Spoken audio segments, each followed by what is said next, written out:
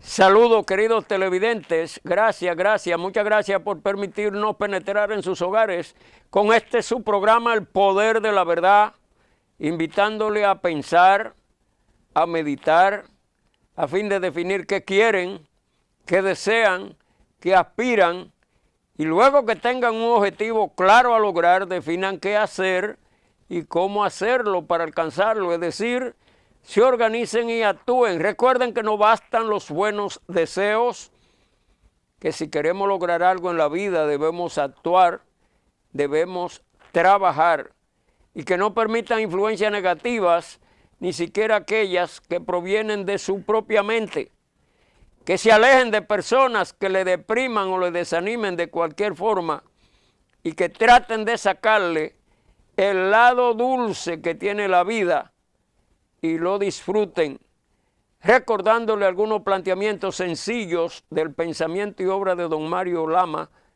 que sugería innovar para progresar, emprender actividades productivas con el fin de producir lo que necesita el ciudadano para satisfacer sus aspiraciones, necesidades y deseos y progresar.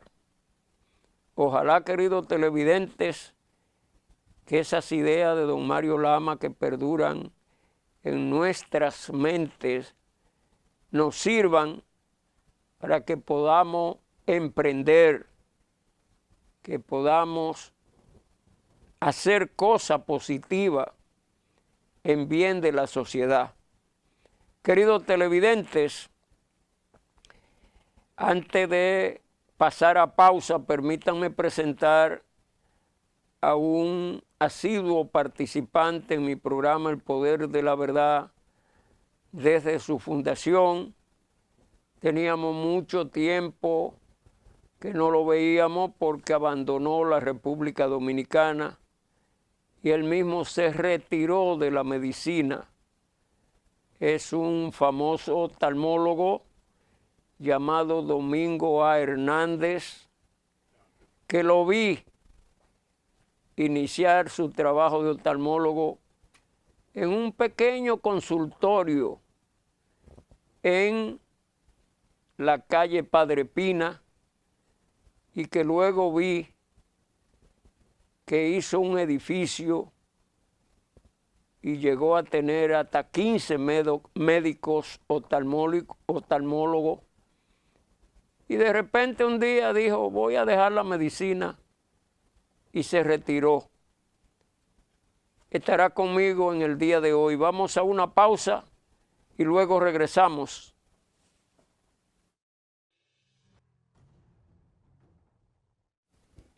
Queridos televidentes, tengo conmigo a un gran amigo, el doctor Domingo Hernández, que lo invité porque en este país muchos dominicanos, ciudadanos sanos, sinceros, desinteresados, se dedican a servir a los demás de manera, podríamos decir, desinteresada, y participan en una serie de eventos de determinada significación para la salud y la vida de la República Dominicana.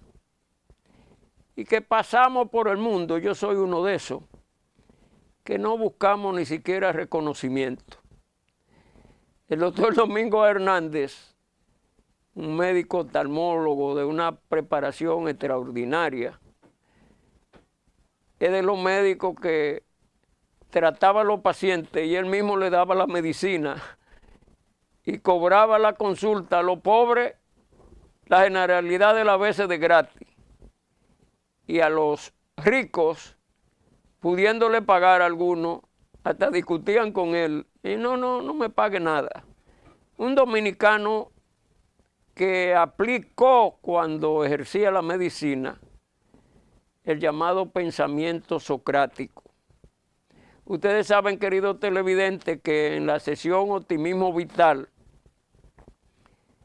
nos ocupamos de que ustedes prolonguen su vida, de que ustedes vivan más.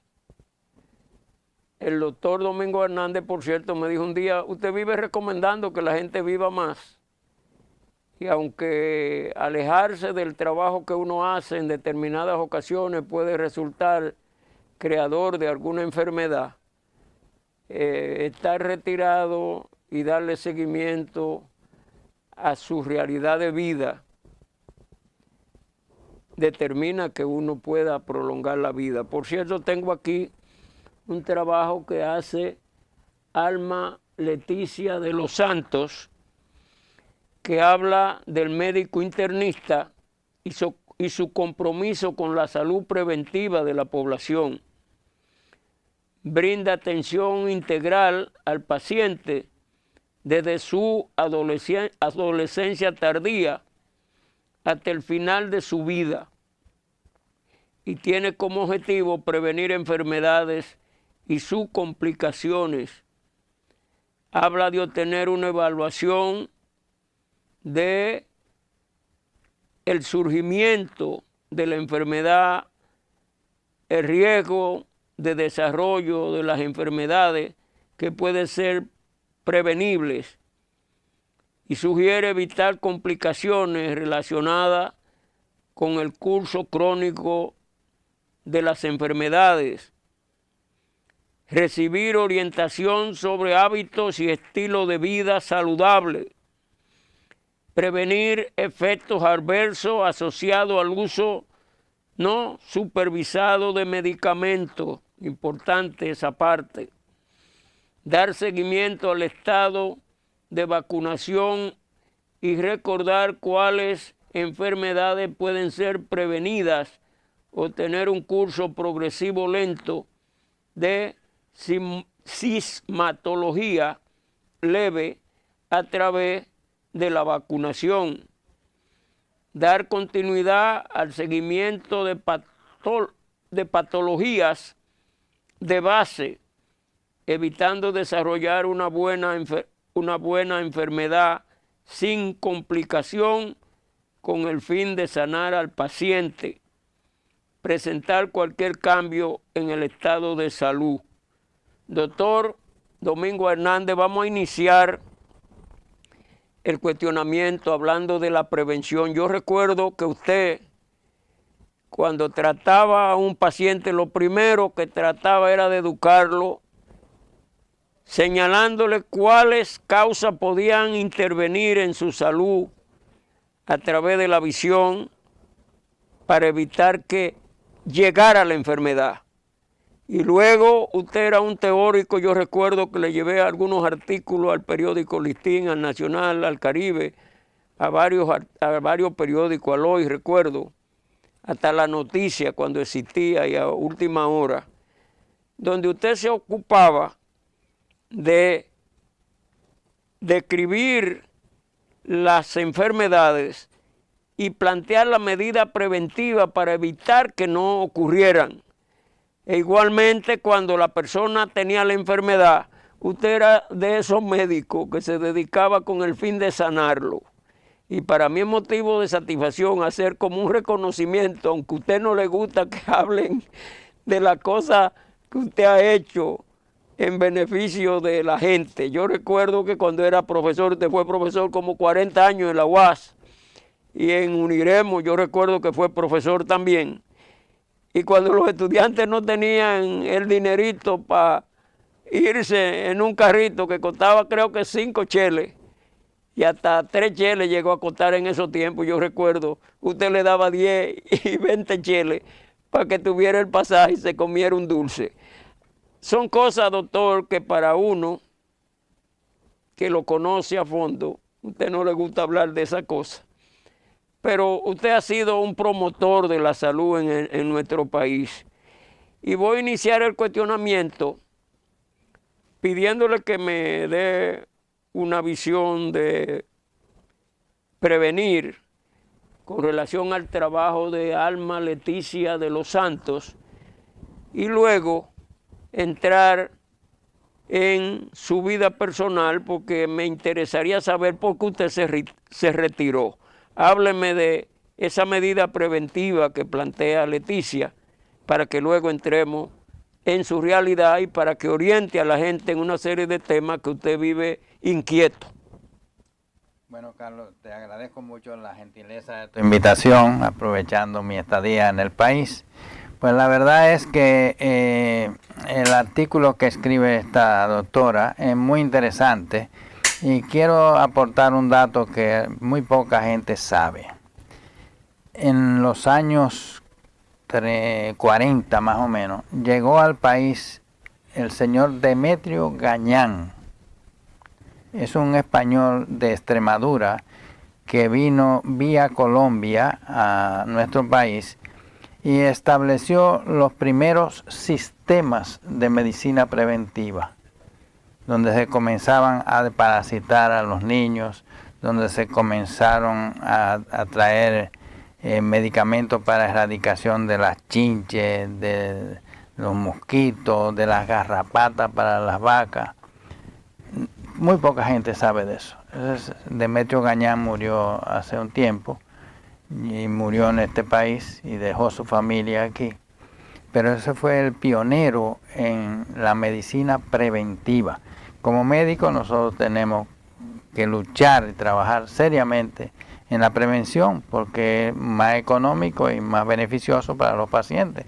Evitar que los pacientes se enfermen es para el médico un gran logro. No siempre es exitoso porque en estos países se nos ha descompuesto la calidad de vida tanto que yo recuerdo que cuando yo llegué a estudiar aquí en el año 67, yo tomaba agua pura de la llave. Ya eso no existe. ¿Usted recuerda eso? Eso era aquí, el agua era potable. Se potabilizaba ahí en el kilómetro cerca de los Alcarrizos. Eso yo recuerdo, pues yo trabajé en esa época en Horizontes Dominicanos y esa era la empresa que traía los cloros y las cosas para purificar el agua. Entonces, esa calidad de vida que se nos va descomponiendo, ya no se estila las campañas de parasitación, como ustedes recuerdan, y esto mucha gente en el Cibao recuerda los 3 golpes que se daban ahí en Cutupú. Eran para desparasitar a los niños y a las personas, a todas las personas tenían que tomarse esos medicamentos 3 veces para desparasitarse semanalmente, para la uncinaria, que en Bonao era frecuente por el asunto del arroz, y en todo el Cibao, entonces usted ha oído hablar de los hinchaditos de Moca, era porque tenían también uncinaria y tenían parásitos intestinales, que todo eso se fueron controlando con los 3 golpes. Eso es importantísimo. Entonces esa joven que escribe, es importantísimo que se trabaje seriamente, que Salud Pública trabaje en la medicina preventiva en todo el país, sobre todo con los niños, para que puedan desarrollarse y aprovechar la alimentación sin tener parásitos, sin tener las virosis frecuentes, estas cosas, las vacunaciones, estas cosas que en medicina son fundamentales. Antes de hacerle la pregunta de por qué se retiró, recuerdo que usted vivía como médico ocupándose de los problemas que sentía la sociedad dominicana y en ese sentido vivía escribiendo sobre violencia, vivía escribiendo sobre tránsito y de esos temas vamos a tratar. La pregunta es, ¿qué determinó que en 2016 usted abandona la República Dominicana y dice ya no sigo siendo oftalmólogo? Y cuando he hablado con usted, me dice, no tratemos ese tema, que yo no voy a mi clínica ni doy recomendaciones. Yo soy del MET 76, junto con César Mella, Diomedes Robles, Caño, y todos esos grupos de médicos del año 76. De manera que en el año 16, después de 40 años de ejercicio profesional y de docencia universitaria, yo creí que ya había cumplido con mi misión de servicio a la comunidad y de servicio médico, y tenía ya la posibilidad de retirarme, así lo hice. La calidad de vida en el país se ha ido distorsionando y empeorando, y entonces la seguridad y estas cosas han hecho que yo me retirara a un lugar mucho más seguro y con mejores condiciones de vida. Esa es entre otras, las razones. Recuerdo, doctor Domingo Hernández, un día que visitaba su clínica, Juan Ramón de la Cruz Martínez, sí, que usted lo motivaba para que, siendo policía, se creara o se le diera continuidad a la Escuela Nacional de Seguridad Ciudadana. Sí. Esa escuela jugó un papel muy importante, y yo no sé si la policía, creo que le cambiaron el nombre, pero era una escuela que enseñaba una serie de cosas para que el ciudadano se cuidara y estuviera en salud y estuviera protegido, especialmente en el tránsito. Usted escribió una serie de artículos sobre el tránsito. No sé cómo se siente cuando anda a estas horas de la tarde por algunas avenidas de aquí del Distrito Nacional, porque la verdad que el tránsito continúa en una situación de mucha dificultad. Sí. ¿Qué usted propone para que se le dé solución al problema de tránsito? El general de la Cruz Martínez fue un amigo íntimo, un amigo muy cercano, me lo presentó el doctor Terrero, me recuerdo. Y trabajamos mucho en el asunto del tránsito, pero cada vez se ha tornado más difícil, más dificultoso el tránsito, porque hay las condiciones no se han podido mejorar. La cantidad de vehículos que ingresa anualmente al país aumenta cada vez, y yo le sugiero al presidente, una sugerencia que debemos hacerle, que entendemos que por lo menos durante 2 años debía pararse la importación de vehículos, en lo que se preparan, y hay que prepararlo casi con urgencia, y eso se lo mandé por escrito a Carolina recientemente a través de Felipe, su hermano, para que se construyan parqueos, abundantes lotes de parqueo en los parques, donde quiera que sea posible, porque hay que sacar los estacionamientos de las calles. Las calles hay que dejarlas para transitar y los parqueos para estacionar.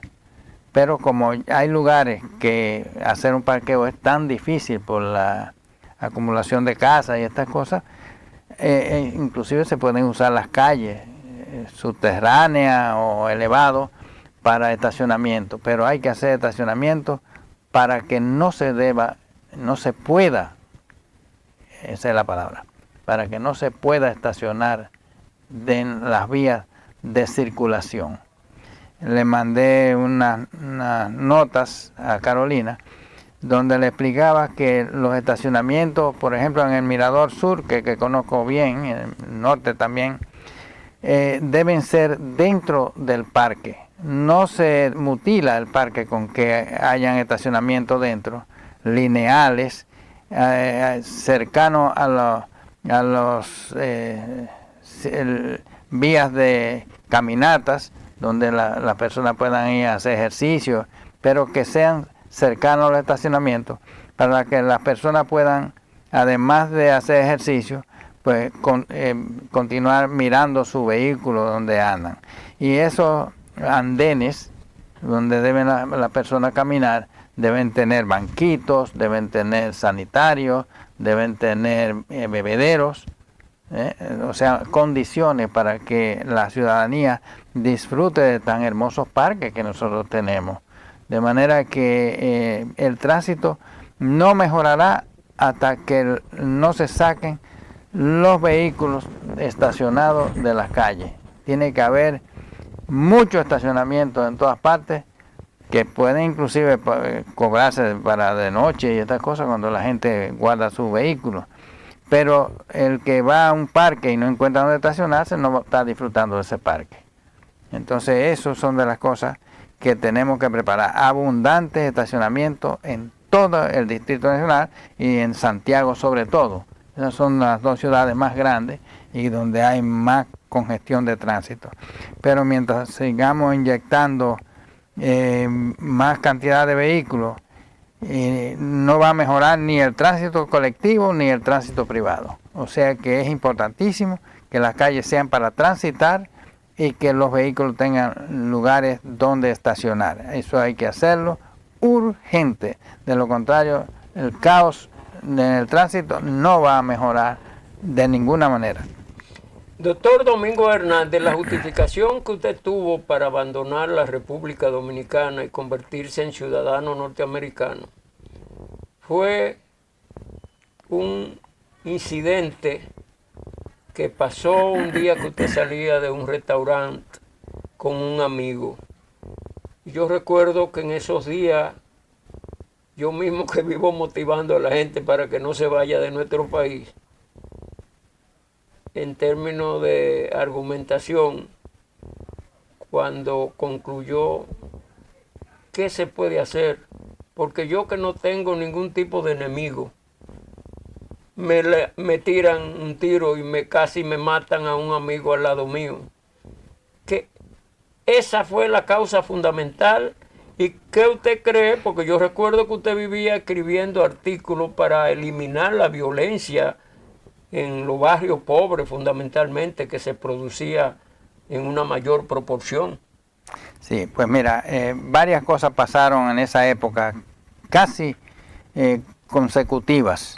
A un coronel, hermano de la esposa mía, lo secuestraron, le quitaron la pistola y lo tiraron ahí frente al botánico. A otro hermano de la esposa mía lo ataron en su negocio, ahí cerca de la universidad, y le robaron todo lo que tenía. A la hermana de la esposa mía, óyeme, familiares muy cercanos, le robaron una camioneta. A la esposa mía le robaron una jipeta, ahí frente a una clínica. Entonces, la descomposición social va en aumento. Como tú dices, a un vecino mío le dieron 2 balazos, lo persiguieron hasta su casa cuando nosotros salíamos de un evento social. Entonces, estas son las cosas que no podemos esperar que le pase a uno. Entonces, yo creo que para disminuir la delincuencia hay que estimular el trabajo. La juventud que trabaja, si encuentra un empleo, pues no delinque, porque lleva su alimento a su casa y llega cansado después de un día de trabajo. Entonces hay que proporcionar a la juventud medios de sustento, medios de que puedan desarrollarse, puedan trabajar, puedan mantener su familia, y eso se logra estimulando la pecuaria, la agricultura, para que bajen los productos.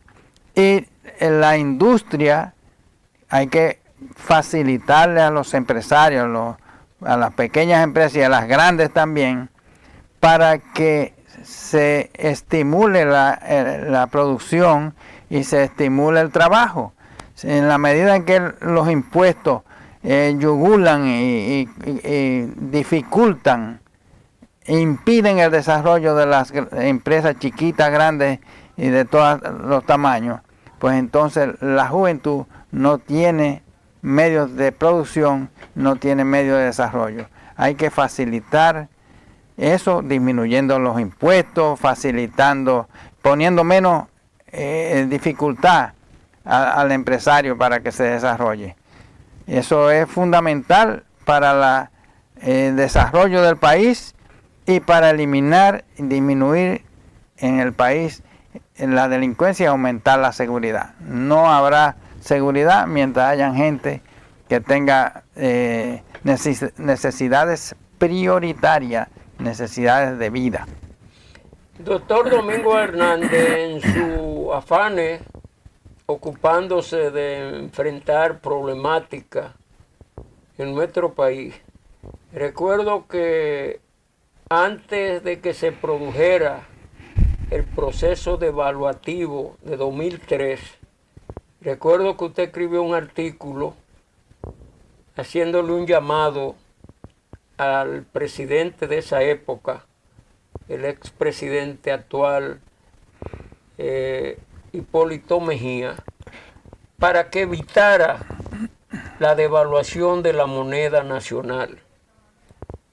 Explíquele al pueblo dominicano, quien os habla vive haciendo campaña en este programa y en el programa Acontecer Económico, haciéndole llamados a las autoridades de que la moneda nacional hay que protegerla.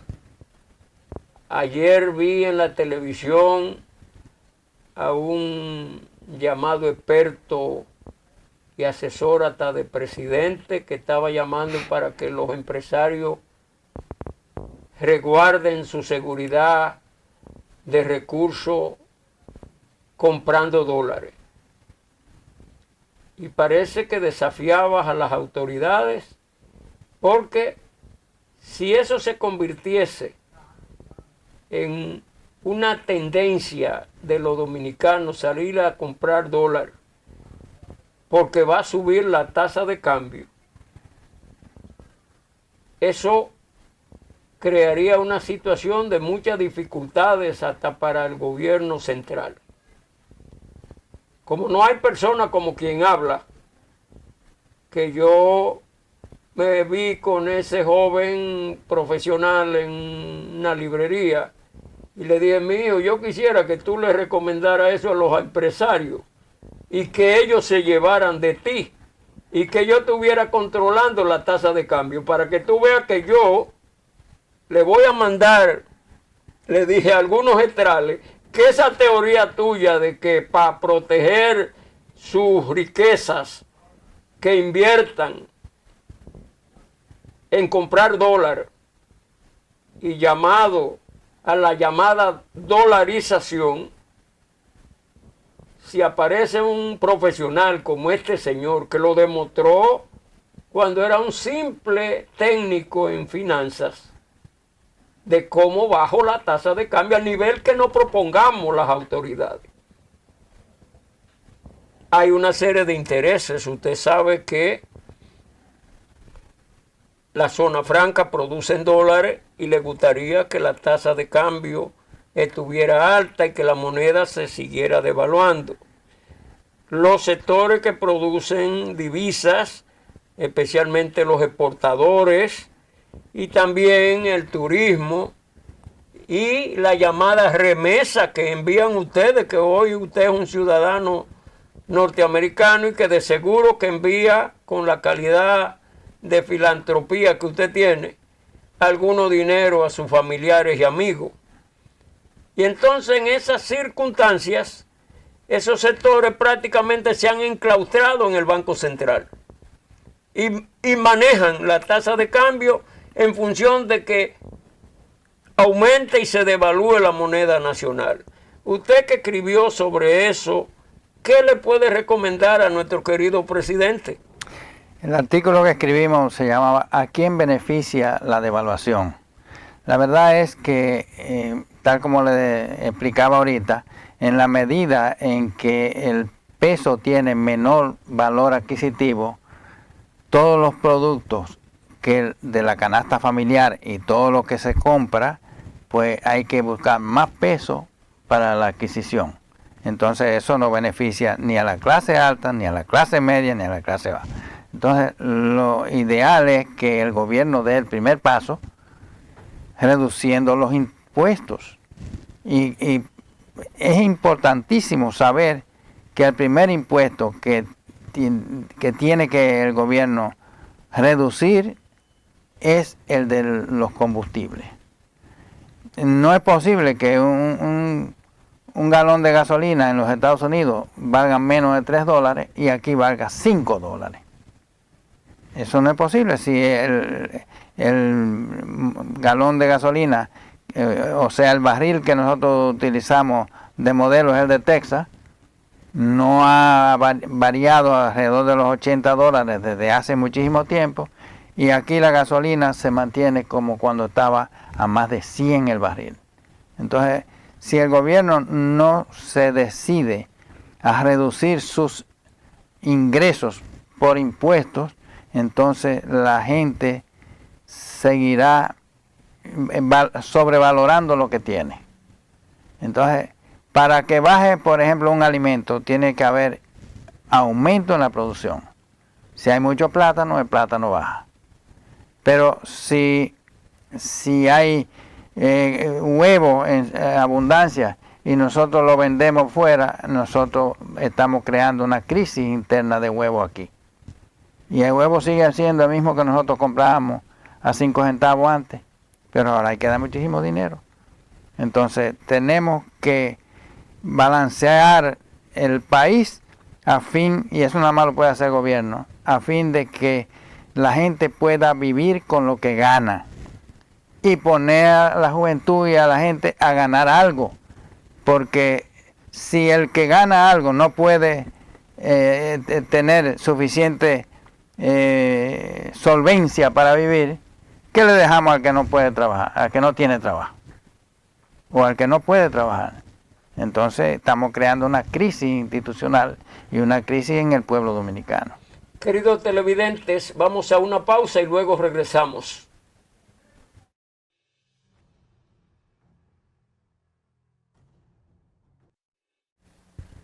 Antes de seguir cuestionando a Domingo Hernández, me voy a permitir leer, porque me alegró esta información que vi en el periódico El Día esta mañana, que habla de Banreservas, impulsando la excelencia de todos los dominicanos. Esta debiera ser una consigna de muchas de las empresas de la República Dominicana. Impulsar la excelencia de los dominicanos. Dice la información: hoy celebramos con orgullo ser reconocidos una vez más como el mejor banco de la República Dominicana por la prestigiosa revista financiera internacional Euromoney en su última edición de los premios a la excelencia. Además, también fuimos premiados como mejor banco de la República en responsabilidad corporativa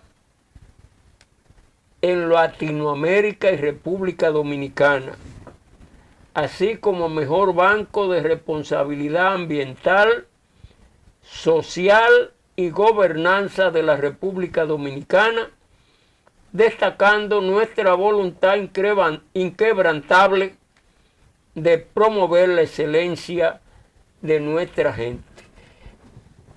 Tenemos un anuncio de Banreserva en nuestro programa y quisiéramos que este tipo de anuncio que está haciendo la institución Banreserva sigan en esa dirección, porque son anuncios motivadores para que la gente, como decía el doctor Domingo Hernández, implemente nuevas empresas para que pueda impulsar nuevas producciones, porque en la medida que se hagan inversiones productivas, contando con el apoyo de las instituciones bancarias, la República Dominicana va a salir del subdesarrollo. Nuestro querido presidente Luis Rodolfo Abinader Corona está hablando de que él espera dejar un legado a la República Dominicana, y es que cuando salga en 2028 por lo menos estén sentadas a la base y se esté hablando de que la República Dominicana ya no es un país subdesarrollado, sino un país que puede competir con los grandes países del mundo en función de su producción. Contamos con los recursos de tierra y con los recursos suficientes para que eso se produzca.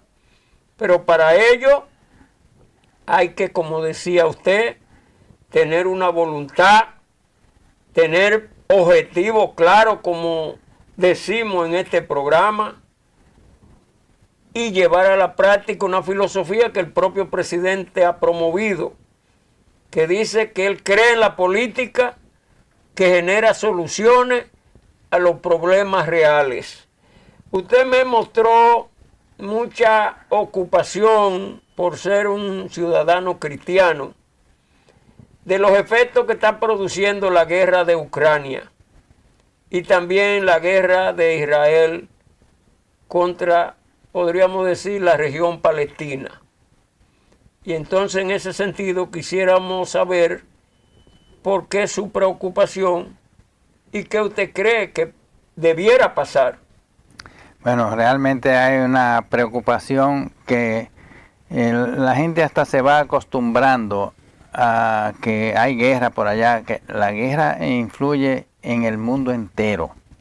Y muchas de las cosas que se encarecen y que hay dificultades aquí, se produce por esas guerras que están por allá.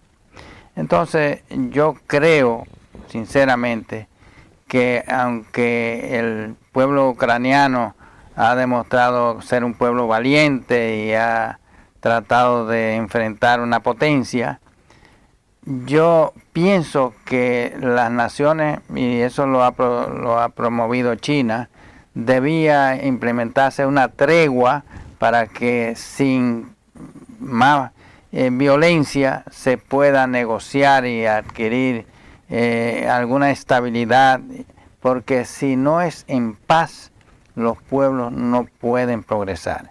Pero en Ucrania está un problema más serio, que es la disolución de las familias.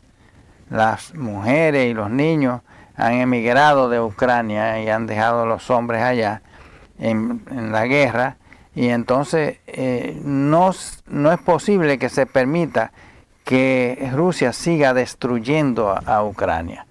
O sea que una tregua debe ser promovida por las grandes naciones y por el mundo a fin de que la paz se establezca, aunque sea una tregua como está en Corea, pero para que se reunifique la familia, para que aumente la producción, para que cesen las muertes, para que cese la destrucción y así ya se puedan negociar terreno, negociar empresas, negociar cultivos, negociar presas, negociar centrales eléctricas, todo lo que se está destruyendo, porque día que pasa es día que muere gente, día que se destruyen cosas, día que se destruye la familia. Entonces es un país que está sufriendo mucho y hay que parar ese sufrimiento con una tregua que haga paz, aunque sea temporal, pero que reúna de nuevo al pueblo ucraniano. Eso me preocupa muchísimo. Escribí un artículo que yo no sé si lo publicaron aquí, pero yo creo que hay que hacer un acto, un paro a esas guerras, tanto de Israel como de Ucrania, para que la familia pueda volverse a reunir. Eso es fundamental, y sobre todo en los Estados Unidos se siente esa presión, porque los dólares que estamos produciendo los están mandando a la guerra, y eso no nos conviene a nadie, ni allá ni aquí. Queridos televidentes, vamos a una nueva pausa.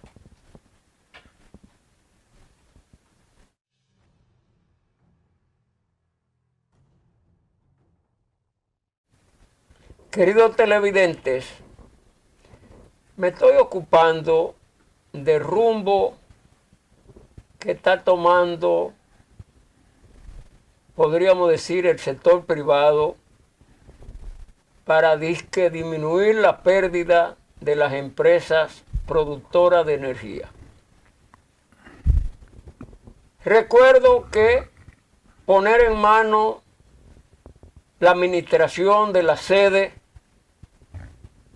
determinó la quiebra de la sede. Y parece ser que hay algunos sectores que están interesados alegando de que van a tomar medidas drásticas para que los consumidores paguen, los grandes, los pequeños, alegando que administradas las empresas por empresarios que saben mucho de energía y de comercialización de energía, se va a resolver el problema. Esa situación puede llevar al país a un descarriladero, como se diría. Porque en una oportunidad eso se hizo y se fracasó. Y se está volviendo otra vez a promover eso. Estoy viendo que el administrador de Punta Catalina, don Celso Marrancini, a pesar de los llamados que le ha hecho este señor de que deje de estar hablando como si él fuera el presidente de la República, violentando el programa de gobierno del Partido Revolucionario Moderno, sigue en esa dirección y el ciudadano presidente le está permitiendo que sea el llamado gabinete eléctrico que esté designando los administradores de la sede. Querido presidente, está hablando un señor que sabe de eso. Esa política acaba hasta con el gobierno. Yo tengo temor de que aplicando ese tipo de política duremos los 4 años que a usted le toca gobernar.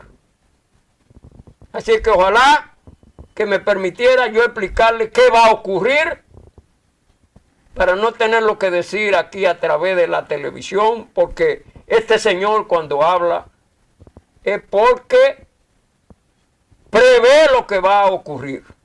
Y lo ha demostrado a través de muchos años. Algunas veces cuando voy a hacer algunas predicciones a nivel personal, me autocensuro para no hacerla. Domingo Hernández, usted oyó lo que yo dije. Usted es un hombre que tiene mucha experiencia y me gustaría oír hasta una recomendación para mí mismo.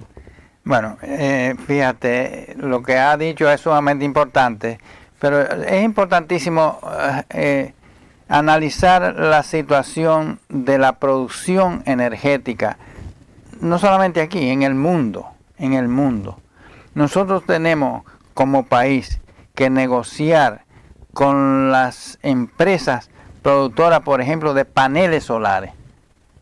Aquí se pueden producir paneles solares. Él está opuesto, el señor que yo mencioné está opuesto a que se desarrolle esa política. Y donde quiera que se puedan poner paneles solares, nosotros tenemos la suerte de disfrutar de un sol que quema, un sol que produce mucha energía.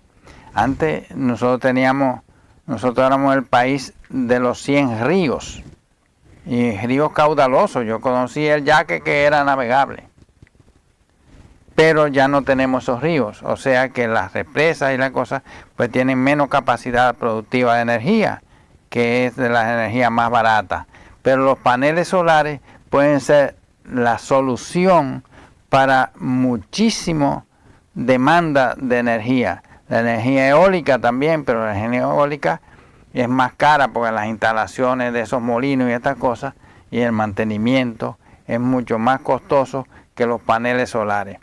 Nosotros negociar con las empresas y con los países que producen paneles solares para que se produzcan aquí, no solamente daría empleo a la producción de los paneles, sino a la reducción de la demanda y de la producción de energía, de manera que trabajemos en eso. Gracias, Domingo Hernández, por permitirme que te hiciera el homenaje de traerte a mi programa y de ponerte a hablar de esas cosas que a ti te gustan hablar.